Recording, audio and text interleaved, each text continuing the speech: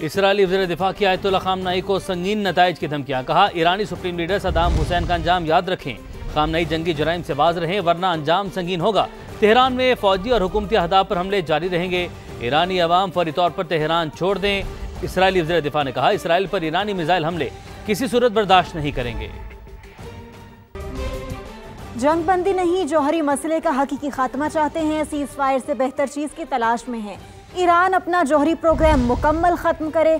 अमरीकी सदर Donald Trump का ऐलान। दौरा कनाडा मुख्तसर करके वाशिंगटन आमद पर तैयारे में मीडिया से गुफ्तगू करते हुए कहा, इस वक्त तेहरान के साथ बातचीत के मूड में नहीं हूँ। मुज़ाकरात की मेज़ पर वापस आने पर नायब सदर JD वेंस या खुसूसी एलची विटकॉफ को ईरान भेज सकते हैं। तेहरान से इनखला की बात ईरानी शहरियों के तहफ़्फ़ुज़ के लिए की। ईरान किसी सूरत एटमी हथियार हासिल नहीं कर सकता। Well, right now we're doing pretty well. You remember Iran could not have nuclear weapons. Very simple.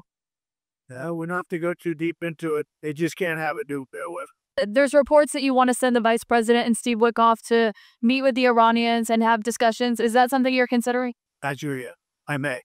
Depends on what happens when I get back. What specifically is better than a ceasefire? What are you looking for here?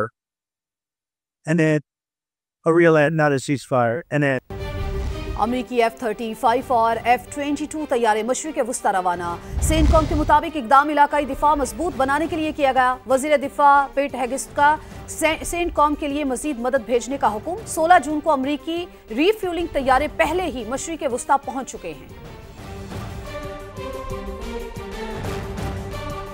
पहले बात, America जंग में कूदने पर गौर कर रहा है। Trump जौहरी reactors तबाह करने की सोच रहे हैं। अमेरिकी अखबार न्यूयॉर्क टाइम्स का दावा लिखा, अगर जौहरी डील ना हुई तो अमेरिका जंग में कूद सकता है। ट्रंप मसले का सिफारतकारी से हल चाहते हैं। ईरान के साथ एटमी डील के ख्वाहिशमंद है। न्यूयॉर्क टाइम्स के मुताबिक ईरानी हुक्काम भी खबरदार कर चुके हैं, अगर वाशिंगटन ने बराह रास्त मुदाखलत की वो एटमी डील से दस्तबरदार हो जाएंगे। चीनी सदर शी जिनपिंग ने मौजूदा वर्ल्ड ऑर्डर को चैलेंज कर दिया। कहा, दुनिया अब अमेरिका के बगैर भी आगे बढ़ सकती है। वार्निंग दी कि अगर वाशिंगटन ने दुनिया का एहतराम खो दिया तो अंजाम ज़वाल पजीर मुल्कों जैसा होगा। तारीख गवाह है, हर ताकतवर सल्तनत ने खुद को नाकाबिले शिकस्त समझा, लेकिन हर एक का सूरज आखिरकार गुरूब हुआ। अगर अमेरिका ये समझता है कि वो आलमी सियासत और मईशत में हमेशा के लिए नागुज़ीर है तो वो माजी की उन सल्तनतों से सबक ले। चीनी सदर ने ईरान इसराइल कशीदगी के हवाले से कहा, जंग किसी मसले का हल नहीं। अफ्रीकैन जल्द अज जल्द कशीदगी कम करने की जानिब कदम उठाएं। किसी भी मुल्क की खुद मुख्तारी और सलामती की खिलाफ वर्जी की मुखालफत करते हैं। ईरान का इसराइल पर एक और बड़ा हमला। रात के बाद दिन की रोशनी में भी मिसाइल दाग दिए। मोसाद के हेडक्वार्टर्स को निशाना बनाया। हाइफा और तल अबीब भी धमाकों से गूंज उठे। हाइफा रिफाइनरी पर हमले में 3 मुलाजिमीन हलाक हो गए।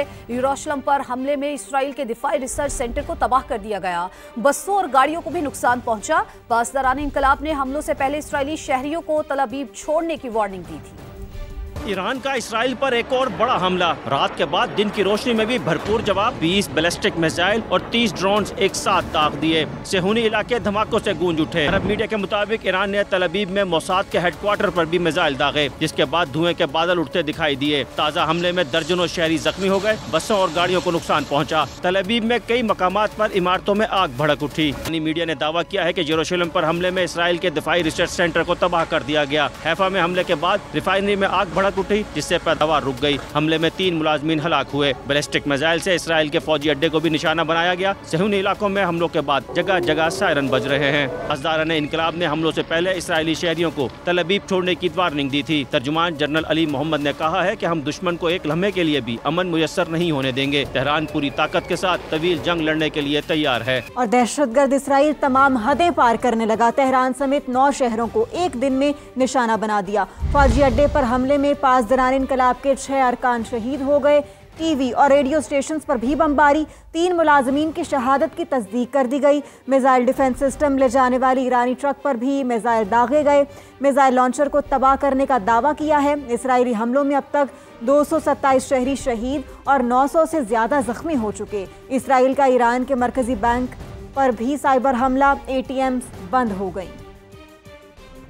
इसराइल पर पागलपन सवार, ईरान में दर्जनों मकामात पर हमले, मजीद दर्जनों अफराद शहीद हो गए। सेहूनी फौज का ईरान के मगरबी सूबे लरिस्तान में भी हमला, कई इमारतों को नुकसान पहुंचा, 21 शहरी जिंदगी की बाजी हार गए। इस्फहान सूबे पर भी मिसाइल हमले में 7 अफराद शहीद हुए। ईरान के मुख्तलिफ इलाकों में वक्फे से धमाकों की आवाजें गूंज रही हैं। तबरेज में इमारत के मलबे से अफराद को जिंदा निकाल लिया गया।